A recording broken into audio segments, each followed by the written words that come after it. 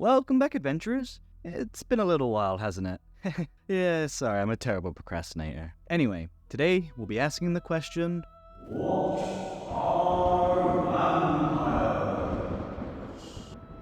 Today we'll be covering the types of vampires, their abilities and tactics. And I'll be serving up some new flavors of vampires at the end, because D&D is kinda sparse. Vampires in D&D tend to follow the European flavor of vampires. Your Draculas, Alucards, your Choculas, and... Okay, who's doing that? Nosferatu! What does it mean to be European? Well, Europeans are known for their ability to regenerate damage, climb up walls, even turn into a mist or transform into a small bat. But it's not all sunshine and rainbows. In fact, it's never sunshine and rainbows. Because Europeans are hypersensitive to sunlight and will burn to ash if exposed for too long.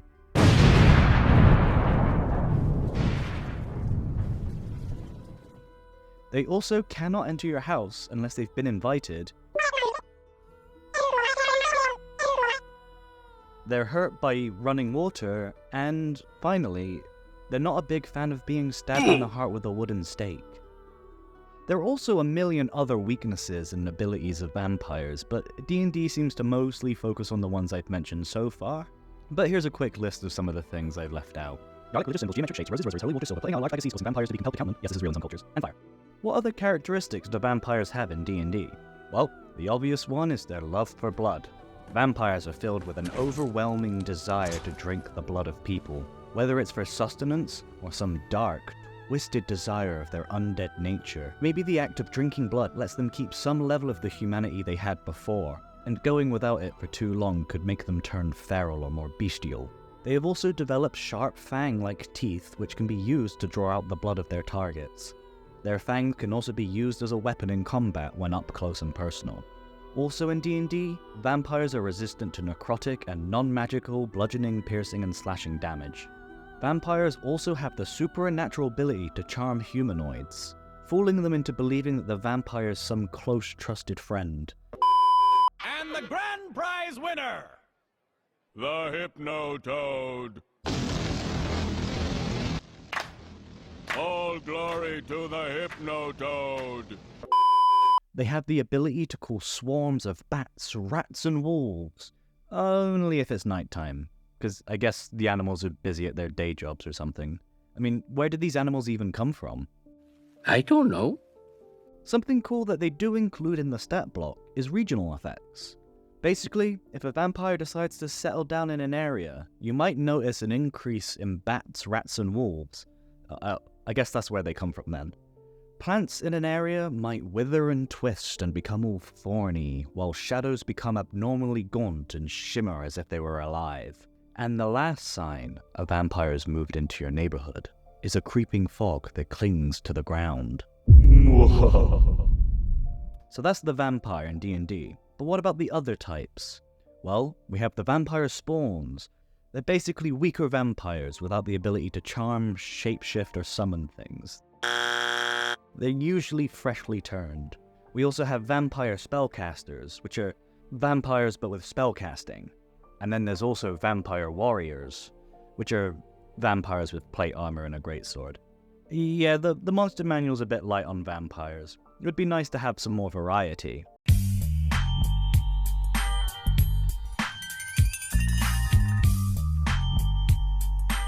Vampires are intelligent, powerful, and typically very prideful creatures, and as such, they are capable of using advanced tactics. I think it really all depends on the kind of encounter you're trying to run, because vampires are effectively people. Dark and twisted, yes, but they do have all kinds of personalities. Vampires are capable of having minions do their bidding, creatures like undead monsters of ghouls and zombies, and people who have fallen for their vampiric charms. Vampires are a powerful boss monster, and it's only right that they send their minions after you instead. With vampires being weak to the sun, it's unlikely you'll find one out in the open, unless they have a lair or a safe space that they can retreat to when the sun begins rising. They tend to stay within their territories unless they have a good reason to travel. Perhaps the vampire hasn't had blood in some time, or their usual feeding ground has dried up, and they begin to struggle fighting off their base instincts and become more beast than man.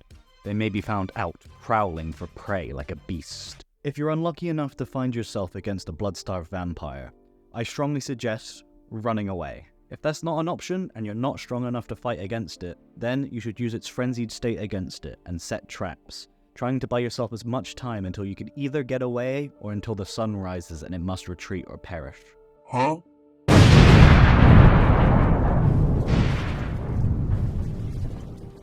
A feral vampire just cares about feeding. It will go in close and it will go for the kill. Perhaps you have a paranoid vampire to deal with. They could lurk in the shadows, striking when it's best. Perhaps they're so paranoid about being caught, they take extreme precautions not to leave any evidence of their existence. With just those quick examples, you can already see how much there is to do within the base vampire. And it wasn't until I started looking into the Dhampir, which is a player race option if you wanted to play as a kind of vampire. Dhampirs are half vampires that can walk in the sun. They do have a really cool flavor feature called Dhampir Hungers. Typically, Dhampirs are drawn to blood, but they also have other options if you wanted to change up how they feed. So this video's spicy twist, I'm going to come up with some ideas for different vampire hungers, based on this list here. Now I'm not very good at making stat blocks, so I'm just going to kind of brainstorm some ideas for characteristics and tactics.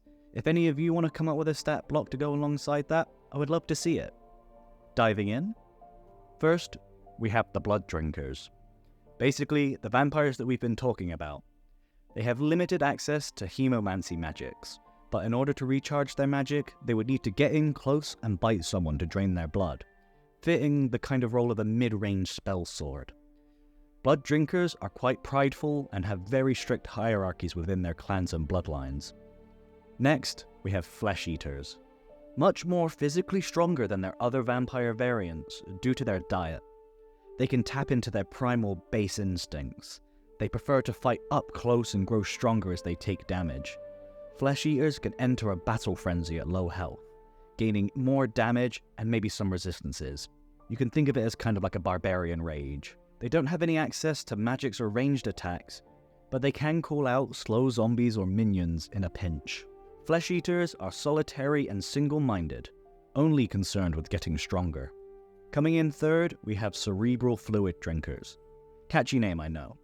They are the most intelligent of the vampires, as they drink blood and fluids exclusively from the brain. They are knowledge seekers, and have a greater capacity for spell casting than any other vampire, but also are physically the frailest.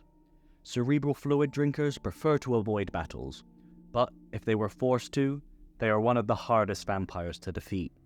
They are rarely found in the front lines of battle, as they can maintain control over a large number of summoned creatures, and not just undead, even being able to take control of elementals.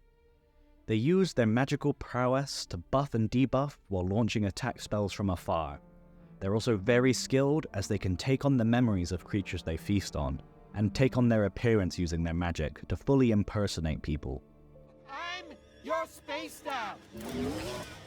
You should be more like Macho Man. Ah! You tricked me? Oh, don't like that, huh? Well, there's more. I'm also the intellectual dweeb dating Roxanne. Yeah. And we were smooching up a storm. When I get my hands on you, I'm gonna... Yes, I know. Bring me to justice. Oh, now I've missed it. Cerebral fluid drinkers are cunning and prefer to feast on wizards and learned people. Fourth, we have the psychic parasites, one of the least violent types of vampires. The way they feed is kind of unconventional. They can strengthen their own life force whenever a living creature thinks about them. Psychic parasites have the ability to read minds, and they use this power in order to change the way they act to leave lasting impressions on people. They often find themselves thriving as bards or anyone in the spotlight, be it a politician or a noble.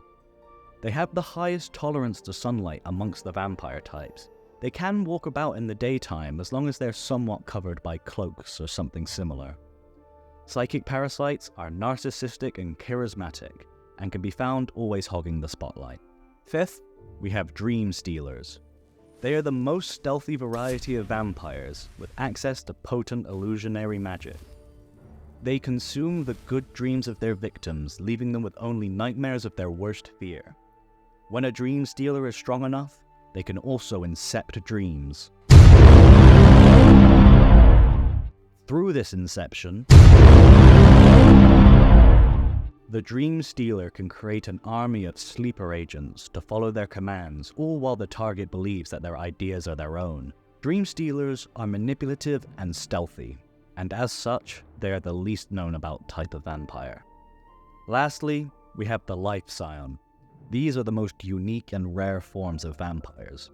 Their very undeath nature is strange.